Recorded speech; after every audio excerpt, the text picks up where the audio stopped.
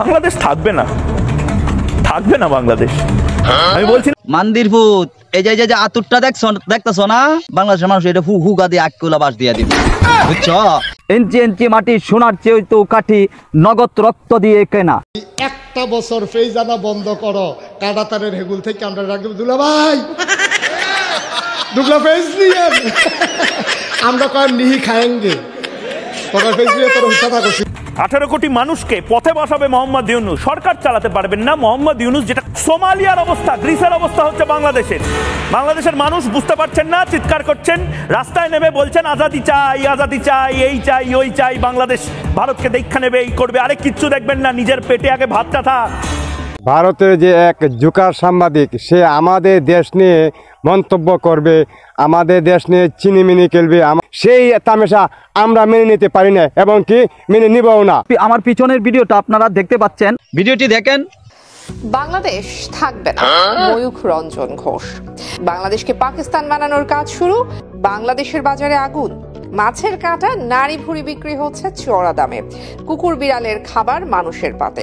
ভারতের বেশিরভাগ চ্যানেলগুলোর উদ্দেশ্য হচ্ছে বাংলাদেশকে কিভাবে ছোট করে কথা বলা যায়।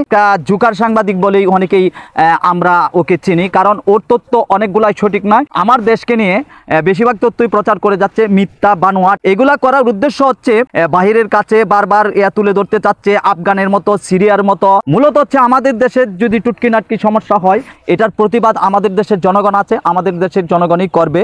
কিন্তু ভারতের আমাদের সমস্যা হলে টুকটি নাকি, ভারতের এত পেটও ব্যথা কেন, সেটা আমি কখনো বুঝে পাইনি। ভারত কখনো চায় না বাংলাদেশের মানুষ শান্তিতে থাক। আমি বলছি বাংলাদেশের এই মুহূর্তে ওয়ার্ল্ড ব্যাংক যেভাবে প্রজেকশন করছে, বাংলাদেশের এই মুহূর্তের ভয়ঙ্কর অবস্থা, এবং সেই অবস্থা থেকে ভারত ছাড়া বোধহয় আর কেউ বাঁচাতে পারবে না। আমার তো মনে হয় এই মুহূর্তে উচিত ভারত সরকারের কম্প্যাশনেট গ্রাউন্ডে বিনা পয়সার এই আমাদের 2 টাকার চাল যেগুলো আমাদের গোদামে পড়ে থাকে, সেগুলো পেট্রাপোল দিয়ে বাংলাদেশে পাঠিয়ে দাও। এবং মোহাম্মদ ইউনূসকে, একেবারে বাচ্চা ছেলের মতন মোহাম্মদ ইউনূস, যে আজ রাত 9টায় না মোহাম্মদ ইউনূস এই লালমনিরহাট বা অন্য কোনো পরিত্যক্ত কোনো এয়ারবেস থেকে না প্লেন ধরে ফ্রান্সে চলে যান। আর উনি আরেকটি কথা বলেছে যে ভারতের যে গুডানে পচা চাইলগুলো আছে, এই চাইলগুলা আমাদের বাংলাদেশে পাঠিয়ে দেওয়ার জন্য আমাদের আহামরি দেশে শুরু হয়ে গেছে। উনি কি দেখেছে আমাদের দেশে আহামরি শুরু হয়ে গেছে? যে আমাদের বাংলাদেশ নিয়ে যদি কেউ হেও করে কথা বলে, তাহলে প্রত্যেকটি নাগরিকের উচিত এর প্রতিবাদ এবং এর জবাব দেওয়া। গত পরশু দিনে দেখলাম আবার $5 বিলিয়ন আবার ঋণ পরিশোধ করলো, রিজার্ভে হাত দেওয়া লাগেনি। ভারতের মাল ওয়ানো করে সাইজ করছে। চিন্তা করলাম পাগলি হওয়ার পিছনে কারণ আছে। কারণ কি জানেন? একটা লোকের একটা গাভী হেরাছে, অস্ট্রেলিয়ান গাভী, রোদের মধ্যে গাভী খুঁজতেছে কিন্তু গাভীটা পাচ্ছে না। রাস্তার মধ্যে এক ছেলে খাড়ায় আছে, ওটা ওরই জন্ম দেওয়া ছেলে। ওই যা বলতেছে কে ভাই এদিকে গাভী গেছে, ছেলে কয় কে আমার বাপ, আমাকে ভাই কয়। যাই হোক রাত করে আসে, মা আমাকে বলতেছে মা আব্বা মনে হয় পাগলা আছে।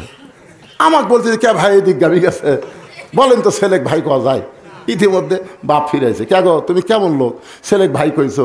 কয় গাভী হারালে এরকম হয় মা, গাভী হারালে বোক কসম মা, একটা গাভী হারালে যদি ছেলে ভাই কয় বোক মা কয়, আর 15.5 বছর ভোট ছাড়া প্রধানমন্ত্রী আসলে হারালে আর কি পায়?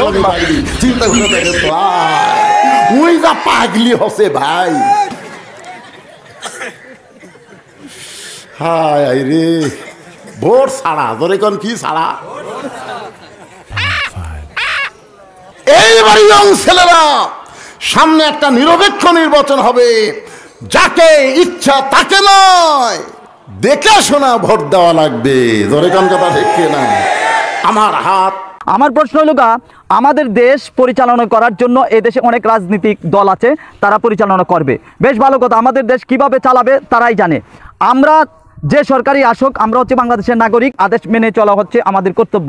মূল বিষয় হলো আমাদের বাংলাদেশের নাগরিক, আমরা তো যে অসুবিধাটা তাকে আমরা প্রতিবাদ করার জন্য। বাংলাদেশ নিয়ে ভারতের এত মাথা ব্যথা কেন, সেটা আমার বুঝে পাই না। তাহলে এখন যে বিষয়টা স্পষ্ট বোঝা যাচ্ছে সেটা দিয়ে আমরা বাংলাদেশের মানুষ সুখে শান্তি থাক, এটা ভারত কখনো চায় না। মিডিয়ারা প্রচার করেছে যে বাংলাদেশ আফগানিস্তান হয়ে গেছে, বাংলাদেশ জঙ্গলি উত্থান হয়েছে, বাংলাদেশ যেন সুখে শান্তিতে বাস না করতে পারে, এবং ভারতের উদ্দেশ্য হচ্ছে বাংলাদেশের মানুষ সারা জীবন ভারতের গোলামি করুক। ভারতের উদ্দেশ্য হচ্ছে বাংলাদেশকে নিয়ে বিশ্বের দরবারে একটি জঙ্গি রাষ্ট্র বানানো যায়, এরকম মিডিয়ার ওরা প্রচার করে যাচ্ছে। আসুন আপনি আমি যে অবস্থা থাকি, যে দল করি সেটা দেখার বিষয় নাই, কে কোন দল করেন সেটাও দেখার বিষয় নাই। অন্তত আমার দেশকে নিয়ে কেউ ছোট করে কথা বলুক, সেটা আপনি আমি যদি দেশের প্রতি, দেশের মাটির প্রতি মায়া থাকে, মমতা থাকে, তাহলে এর বিরুদ্ধে প্রতিবাদ করা প্রত্যেকটি নাগরিকের দায়িত্ব। আশা করি প্রত্যেকটি মানুষের প্রতিবাদ করবেন। দেশ যখন আছে রাজনীতি করবেই, দেশ পরিচালনা করার জন্য রাজনীতি লোকের প্রয়োজন আছে। ক্ষমতা এক লোকের যাবে, আরেক লোকের ক্ষমতা আসবে, এটাই দুনিয়ার নিয়ম। কারণ পৃথিবীতে চিরস্থায়ী কেউ টিকে থাকতে পারে না, কাজেই ক্ষমতা কারোর জন্য চিরস্থায়ী নয়। যদি মনে করেন যে আপনাদের ছাত্র হবে অন্য রাষ্ট্র কথা বললে আমি চুপ থাকবো, তাহলে বুঝতে হবে আপনি একজন গাদ্দার, আপনি একজন বেঈমান। কারণ আপনার দেশকে নিয়ে হেয় করতেছে, আপনি হেসে হেসে তামাশাভাবে দেখছেন, বাহাবা দিচ্ছেন, তাহলে আপনার ভিতরে দেশপ্রেমিক নয়।